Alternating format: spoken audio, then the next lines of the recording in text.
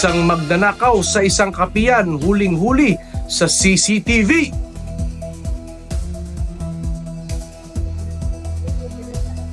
Hindi ko alam kung matatawa ako o magagalit kasi yung ginamit na motor niya, iniwan niya lang at saka tumakbo. Kinumpirma naman ng isang habal-habal rider na ito ay sumakay sa kanya patungo sa Igbaras, Iloilo. Kumpirmado siya yung lalaki yung sinakay kong papuntang Igbaras, Iloilo.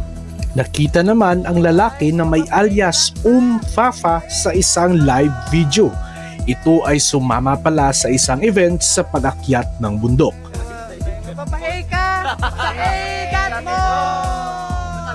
Kaya siguro nagnakaw si Fafa dahil sa kagustuang sumama sa napagandang bundok. Mount Igatmon, 1,120 meters above sea level, a stunning view of 360 degree to the summit peak. You can be one with nature. Ayon sa mga eksperto, ang pagpunta sa mga bundok o sa mga lugar na malapit sa kalikasan ay nakakatulong sa well-being ng isang individual. Makakarinig sila ng huni ng mga ibon, pagdaloy ng tubig at iba pang natural sounds na makakadagdag sa relaxation ng mga katawan.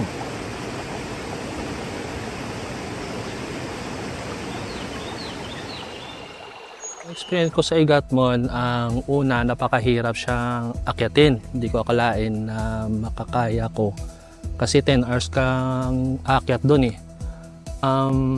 Tapos, nung nakakyat na ako sa tuktok ng bundok ng Igatmon, ng summit niya, ang ganda, swabe. Nawala yung pagod ko. Hindi ko akalain na ganito pala kaganda yung tanawin na naakyat ko. Bilib ang mga hikers dito dahil sa unique na experience ng pagsakay ng habal-habal na walang kaproblema-problema. Iba't ibang experience ang mararanasan mo sa pag-akyat ng bundok na ito.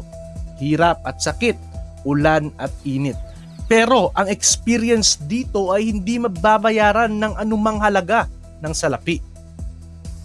Yung kaibigan namin, napilitan siya magnakaw para makasama sa amin sa hiking sa bundok ng Mount Igatmon.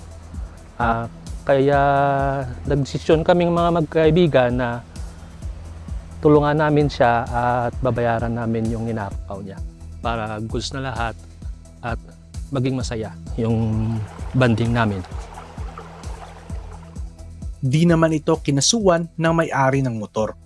Pante naman ako na di makatakbo ng malayo yung motor ko kasi wala pa na-lubricate yung kadena nun. Ating inalam naman ang sekreto ng mga habal-habal rider sa kanilang mga motor.